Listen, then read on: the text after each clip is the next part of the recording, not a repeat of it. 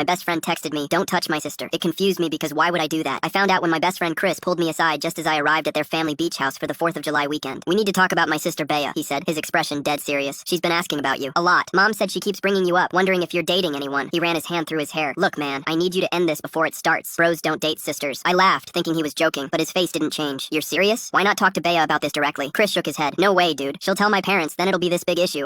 It's a headache. So please, do me a favor. Hit on a few girls in front of her. Be obnoxious. Talk about boring things or whatever. Anything to look undateable in her eyes. From the 10 years we've known each other, I thought I'd heard it all, but this definitely was the craziest." At lunch, Bea greeted me with a huge smile and patted the seat beside her. "Hey, saved you a seat." Before I could take it, Chris appeared with 2 girls he'd apparently invited from town. "This is Ashley and Jess. Let's sit over here, dude." He chose a table right across from his family, in perfect view of his sister, whose smile faded. The guilt hit me immediately. She'd always been so smart and cool, and so much easier to talk to than the girls Chris had forced to come along. It wasn't fun. Chris kept pushing different girls my way all day while we were with his family on the beach, and every time I looked over, Bea was watching with a hurt expression. I couldn't keep it up any longer. So when Bea saved me a seat by the fire pit in the evening, I took it despite Chris's intense Darth Vader stare from across the flames. "So tell me about your graduate program," I said, desperate for normal conversation. Her face lit up, eyes dancing with the fire. We talked for an hour about her research, her internship prospects, the trip to Costa Rica she was planning. She was passionate and brilliant, and I remembered that talking with her was one of the reasons I loved being with her family so much. My phone kept buzzing with texts from Chris. "What are you doing? Stick to the plan. Dude, you're making it worse." I ignored it, and weirdly enough, Chris didn't say anything more about it in the morning. Sure, he wasn't really talking to me, but he wasn't making threats either. I thought maybe he realized his plan wasn't working. But when Bea walked straight past me that morning, I knew something happened. I cornered Chris in the kitchen while everyone else was at the beach setting up for the party. "What did you do?" I asked him immediately. Chris pushed back. "I did what you should have been doing. I made her stop liking you. That's what matters." I felt my blood boil. "What do you mean you made her stop?" His eyes darted left and right. "I just said that you had a girlfriend back home." I gave a disgusted stare. "So now you're lying to her face?" "I had no choice. She was asking Mom for advice and telling her about how much she really liked you, so I panicked." "Can't you just go with it? Let her think you're taken? Like, why are you so angry over this?" He was right. Why was I so upset? He and I looked at each other like we knew the answer, but no one could say it. "I'm protecting her from getting hurt when you guys inevitably break up and I have to choose sides. You want to be the guy who make me choose between my best friend and my sister? The odds aren't worth it," he said quietly. But he was wrong. It wasn't up to him to decide that for us. So at the party, I approached Bea. "I'm not dating anyone," I told her immediately before she had a chance to run off. Her eyes widened. "But Chris told me." He lied. "And there's more than that. He had asked me to act like a jerk this weekend so you'd lose interest in me. But those girls, they'll never compare to how amazing you are." Her face turned red with embarrassment. "So, you knew about how I felt?" I reached out and held her hand. "I did, but I don't hate it. I'm flattered and happy. I just hate that we don't even have a chance to try." She shook her head. "Give me your phone." I handed it over without question. She scrolled through my texts with Chris and marched straight to her family, holding it up for everyone to see. "Hey, Chris, explain these texts where you're telling him to flirt with girls in front of me." The room went silent. Their dad took the phone and read, his jaw tightening. "Christopher, she's 24 years old, not 12. He tried to explain, but no one in his family would let him. So he sat there taking blow after blow from his family. I found Chris alone on the deck later looking miserable. We sat in silence before I finally spoke. "You know I'd never hurt her, right?" He sighed and looked out at the ocean. "Yeah, I know. I guess if she's gonna date someone, better it's someone I know will treat her right than some random jerk who might break her heart." "Brothers?" I nodded. "Brothers."